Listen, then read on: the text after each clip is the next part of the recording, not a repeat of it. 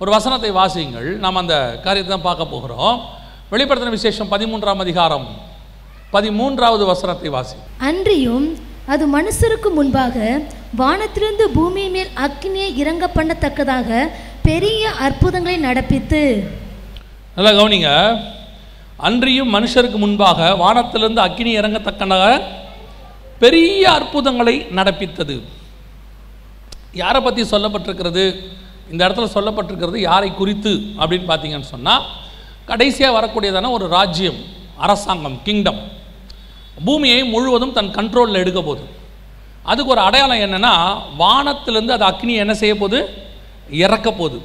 வானத்திலேருந்து அக்னி இறக்குறதுனா என்ன? ஏன்? முதல்ல ஸ்பிரிச்சுவலி பார்த்துருவோம் ஏன் அப்படின்னு சொல்லி.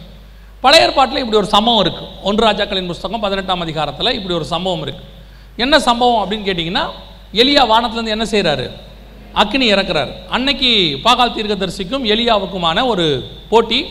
அதில் எலியா வானத்திலேருந்து அக்னி இறக்கி, அக்னியை இறக்குகிறதான தீர்க்கதரிசி எந்த தேவனை சொல்லுகிறாரோ அந்த தேவனே மெய்யான தேவன் அப்படின்னு அர்த்தம். ஸோ அன்னைக்கு பாகால் தீர்க்கதரிசிகளால் அக்னி இறக்க முடியல. ஆனால் இப்போது கடைசி காலத்தில் 13ஆம் அதிகாரத்தில் வருகைக்கு பின்னாடி வானத்திலிருந்து அக்கினி இறங்க பண்ணத்தக்கதாக பெரிய அற்புதங்களை நடப்பித்து அப்படின்னு இருக்கு. அப்போ என்ன செய்ய போகிறாங்க அப்படின்னு கேட்டிங்கன்னா, வானமானது நம்ம பார்க்குற இந்த வானம், இப்போது நீங்கள் பார்க்குற விமானம் பறக்கிற வானம், சேட்டிலைட் இருக்கிற வானம், இந்த வானத்தை சொல்கிறேன். ஏன்னா யூதருடைய நம்பிக்கையின்படி 7 வானம். பவுல் சொல்கிறார் இல்லையா, நான் 3வது வானம் வரைக்கும் எடுத்துக்கொள்ளப்பட்டேன், ஒரு மனுஷனை அறிவேன், அவர் 3வது வானம் வரைக்கும். அந்த 3வது வானம்னு ஏன் அவர் எழுதுறாருன்னா, யூதர்கள் நம்பிக்கைப்படி 7 வானம் இருக்குது, அதனால் அவர் 3வது வானம்னு சொல்கிறார். அதில் இப்போ நாம் பார்த்துக்கிட்டு இருக்கிறோம் பாருங்கள், விமானம் பறக்குது, இந்த பறவைகள்லாம் பறக்குது, அதுக்கப்புறம் சேட்டிலைட்லாம் இருக்குது இல்லையா, இதெல்லாம் ஒரு வானம். இப்போ நம்ம கண்ணுக்கு முன்னாடி தெரியுது, விசிபிள் ஸ்கை அப்படின்னு சொல்லுவாங்க. இப்போ இந்த வானத்தை தான் வேதம் சொல்லுது, அன்றியும் மனுஷருக்கு முன்பாக வானத்திலிருந்து அக்கினி இறங்க பண்ணத்தக்கதாக. எப்படி இந்த வானத்திலேருந்து அக்கினி இறங்கும் அப்படின்னு கேட்டிங்கன்னா, ஒன்று புரிஞ்சுக்கோங்க, பிசாசு அப்டேட் ஆகுது. நான் திருப்பி அதான் சொல்கிறேன், பிசாசு என்ன ஆகுது? எலியா காலத்தில் அவனால் அக்கினி என்ன செய்ய முடியல? இறக்க முடியல.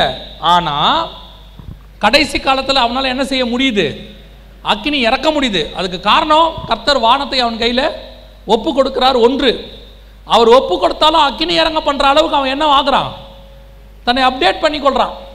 இன்னைக்கு ஆண்டவர் நமக்கு காரியங்களை கொடுத்தாலும் அப்டேட் பண்ணாதவங்க இன்னும் பழைய அப்படியே தான். யோசிச்சு பாருங்க, ஒரு காலத்தில் ஆண்டவர் கற்பலகையில் எழுதி கொடுத்தாரு, அதுக்கு பிறகு தோல் சுருளில் எழுதி கொடுத்தாரு. அப்போ வசனம் என்ன ஆகுது? அடுத்து அப்கிரேட் ஆகுது.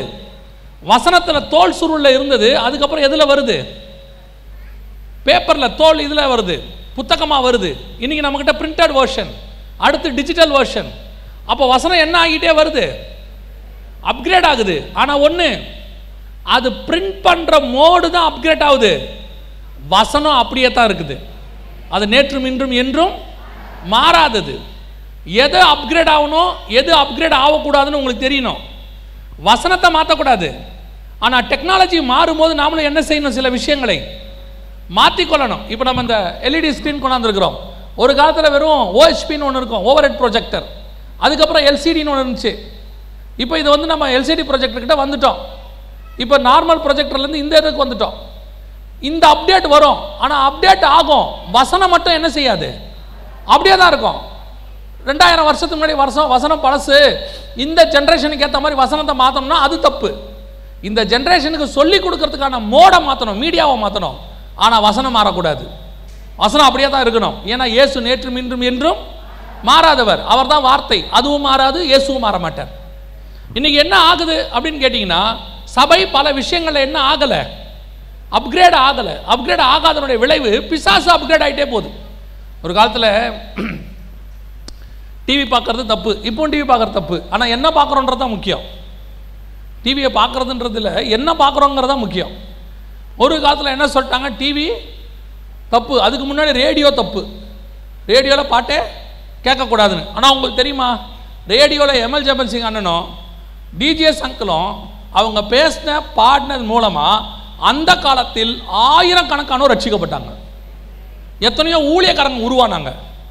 அதுக்கப்புறம் டிவி வரும்போது டிவி பிசாசு, டிவி வீட்டில் வைக்கக்கூடாது, டிவியை தூக்கி வெளியே போடுங்க அப்படின்னாங்க. இப்போ டிவியில் பேசாத ஊழியக்காரங்களே கிடையாது நாங்கள் விசுவாசியாக இருக்கும்போது. அப்போ எங்களுக்கு அன்னைக்கு அவங்க சொன்னது ஏதோ நல்லதுக்கு தான் சொல்கிறாங்க போலன்னு. ஆனால் இன்னைக்கு டிவி பாருங்கள்.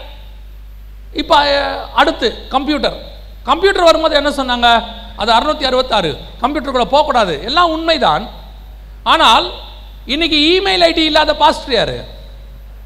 இன்னைக்கு ஸ்மார்ட் ஃபோன் இல்லாத ஊழியக்காரர் யார்? எவாஞ்சலிஸ்ட் யார்? விசுவாசி யார்? இப்போ எல்லார் கையிலும் என்ன இருக்குது? ஸ்மார்ட் ஃபோன் இருக்குது. ஸ்மார்ட் ஃபோன் இருந்தாலே அதில் உங்களுக்கு RFID ரேடியோ ஃப்ரீக்வன்சியும் உங்களுக்கு தேவையானதான நெட்டும் இருக்குது. கண்டிப்பாக வைஃபையோ மொபைல் டேட்டாவோ. இன்னைக்கு இல்லாதவங்க யார்? அப்போது நாம் இது பிசாசுன்னு ஒதுக்கிடுறோமா? பிசாசு என்ன பண்ணிடுறான்? அதன் உள்ள புகுந்து ஜனங்களை எப்படிலாம் வஞ்சிக்கணுமோ உள்ளே வந்துடுறான். அப்புறமா நம்ம ஆளுங்களுக்கு தோணுது, இப்போ பிசாசு உள்ளே புகுந்துட்டான், இது வழியாக ஜனங்களை பிடிக்கிறான், இப்போ நம்மளும் என்ன செய்யணும்? உள்ளே போய் ஜனங்களை காப்பாற்றணும்னு. அப்போ யாராவது ஒரு ஊழியக்காரர் துணிஞ்சு உள்ளே வரும்போது அப்புறம் அன்னைக்கு அவரை பயங்கரமாக கரிச்சு கொட்டுவாங்க. அப்புறம் பார்த்தா அதுதான் சரியாக இருக்கும். ஸோ அப்கிரேட் ஆகும்போது எதில் அப்கிரேட் ஆகணும், எதில் அப்கிரேட் ஆகக்கூடாதுன்னு நமக்கு தெரியணும். நீங்கள் உடனே அப்கிரேட் ஆகிறேன்னு சொல்லி இப்போ பாஸ்டர்லாம் வெளிநாட்டில் டிஷர்ட்டும் ஷார்ட்ஸும் போட்டு பிரசங்கம் பண்ணுறாரு, நம்ம பாஸ்டர் அப்படி பண்ணால் நல்லா இருக்கணும், அந்த அப்கிரேடுக்கு போகக்கூடாது. உடனே இப்படி போயிடுறான். உடனே பார்த்தீங்கன்னா இப்போ நிறைய பாஸ்டர்ஸ், இப்போ யூத் பாஸ்டர்ஸ் எல்லாம் ஸ்லீவ்லெஸ் போட்டு வந்து ஷார்ட்ஸ் போட்டு வந்து பிரசங்கம் பண்ணுறாரு. என்னன்னு கேட்டால் இது மாடர்ன் டெக்னாலஜி பாருங்கள், நாளைக்கு எல்லா பாஸ்டரும் போடுவாங்க, போட மாட்டாங்க. தெரியும் யாருக்கு எதில் அப்கிரேட் ஆகணும்னு தெரியும்.